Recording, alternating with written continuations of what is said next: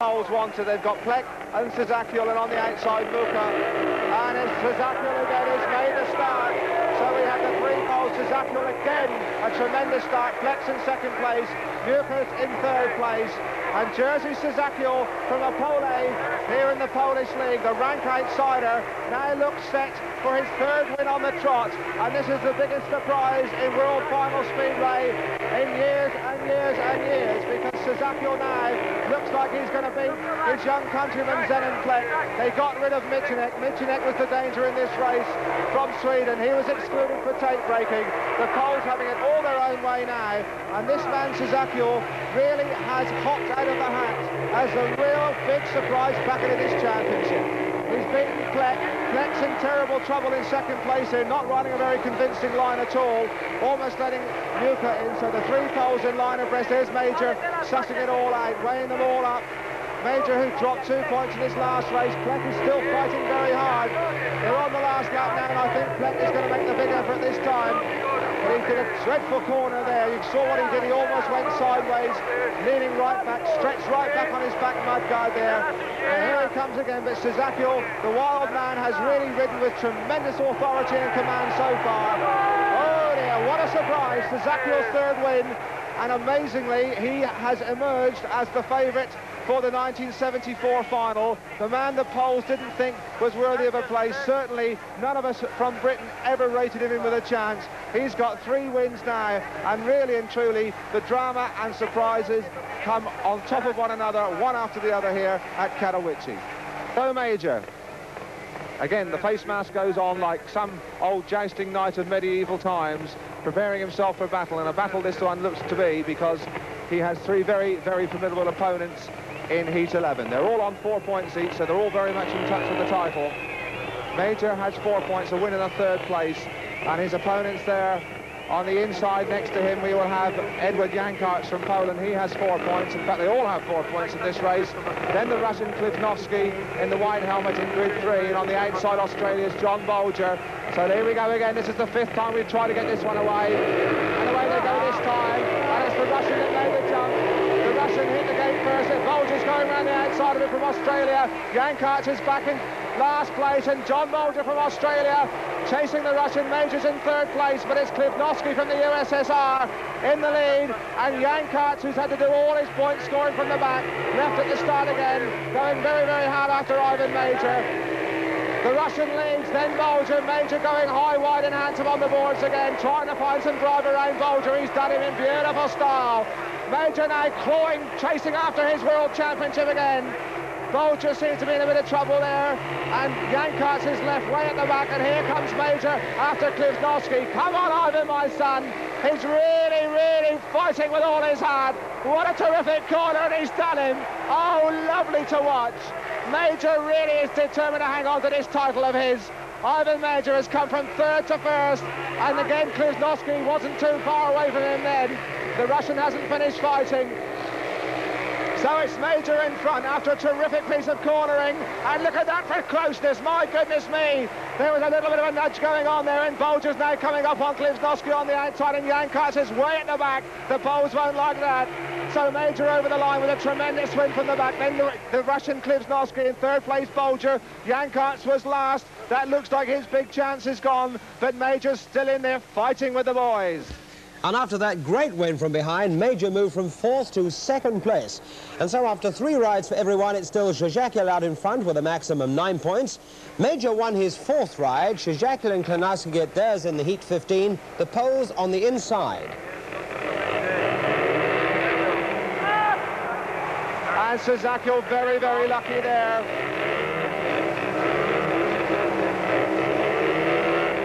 And Wilson, it is now terrible nerves here.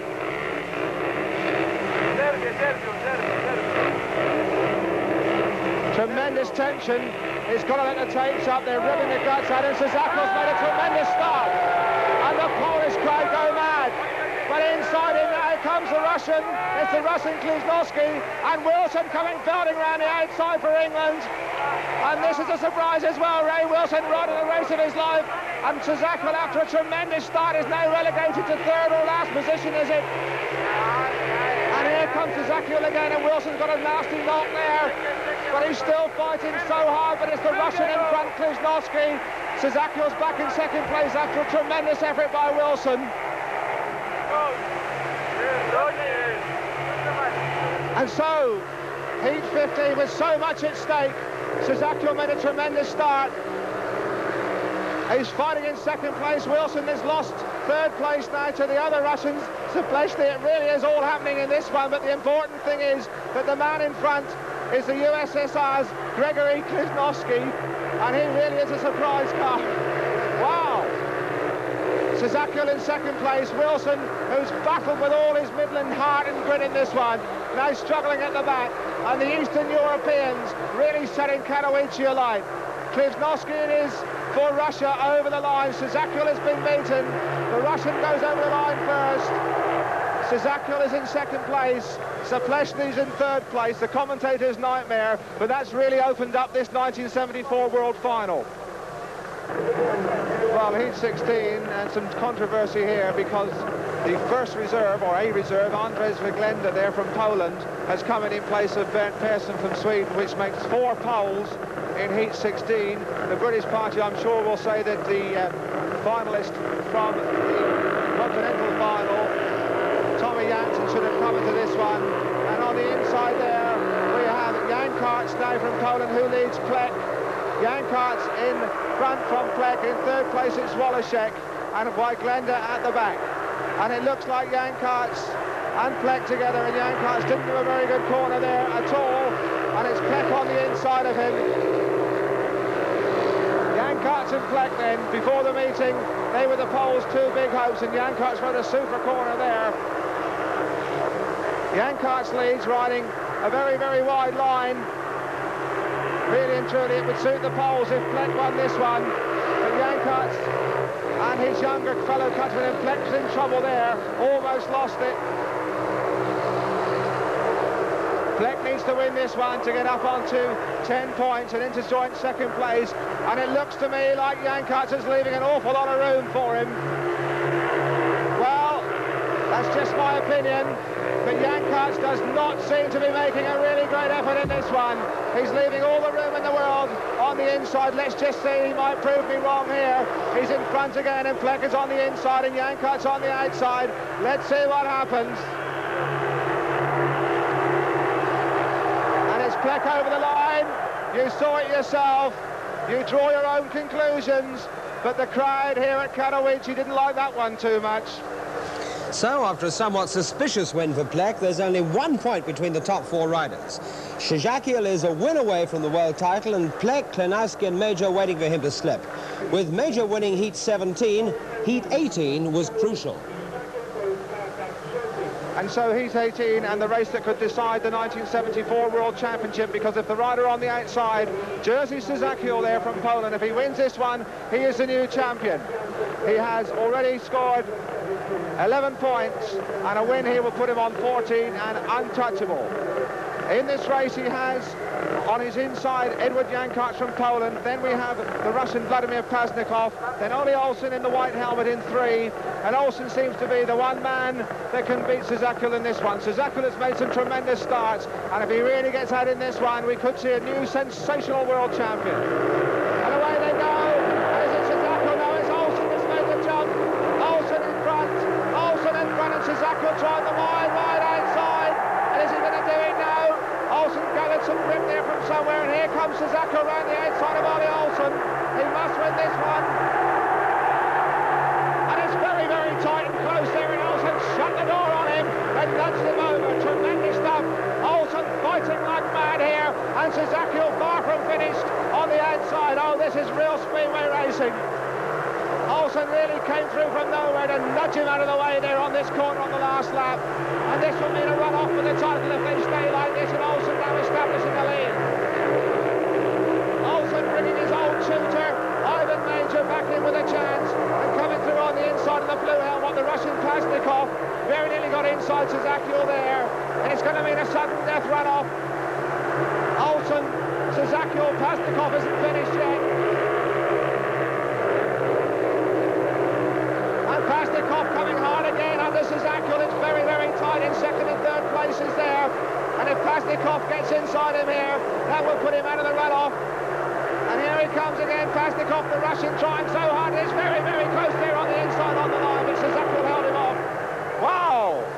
Olsen has given Ivan Mauger a reprieve, a chance to win his title back, to hang on to his title, because it seemed that Mauger was out of it. He can thank that man, Ollie Olsen, the boy he taught to ride Speedway at Bellevue, Manchester back in 1967, has put Ivan Mauger in a run-off for the title at the very least. So this race now, Heat 19, with two men trying to get in the run-off for the title. On the inside, Russia's Gregory Chlynowski, the apple cart merchant of this year's final. Next to him, we have Valery Gordeev from the Soviet Union. Then Peter Collins, and on the outside, Zenon Plech, who can also get in the run-off. So it's the man on the inside, Chlynowski, and the man on the outside to watch. And it's Collins who's made the jump.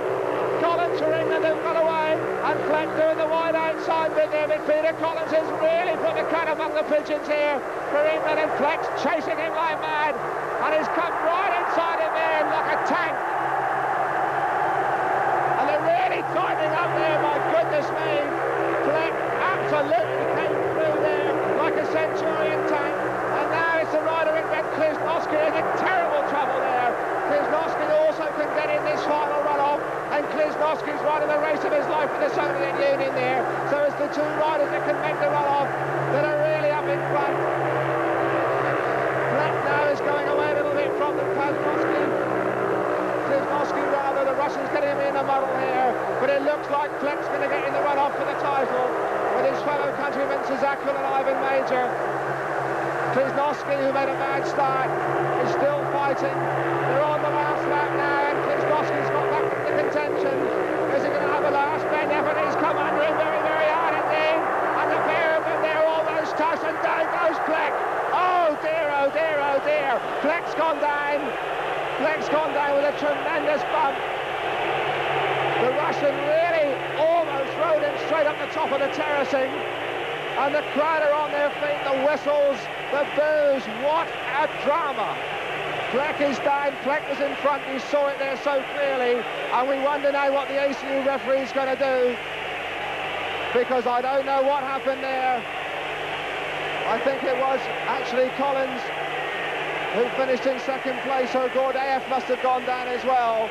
Plech is still down, no, Plech is on his feet. And now, what is the decision of the referee? What a sensation. Plech in front, the Russian came after him, went under him so hard, they leaned on each other, they elbowed, and there's a fine piece of sportsmanship by young Peter Collins from England, who picks up Plech and takes him back to the pitch. But now, what is the referee going to decide? Is he going to exclude the Russian, or has Plech been pushed out of the 1973 World Championship final?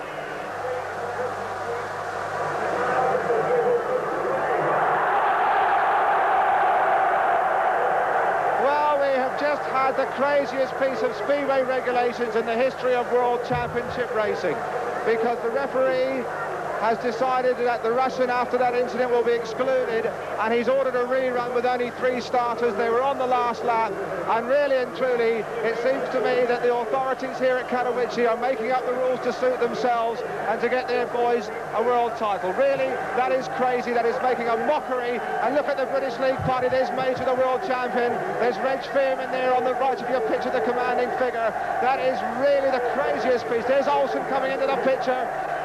The boys from the British League hate this. They think this is a diabolical liberty, and to be honest with you, in my opinion, I agree with them absolutely. Well, I've got Reg Fearman back in the box. Reg, can you give us the latest state of the parties in there in the referee's box?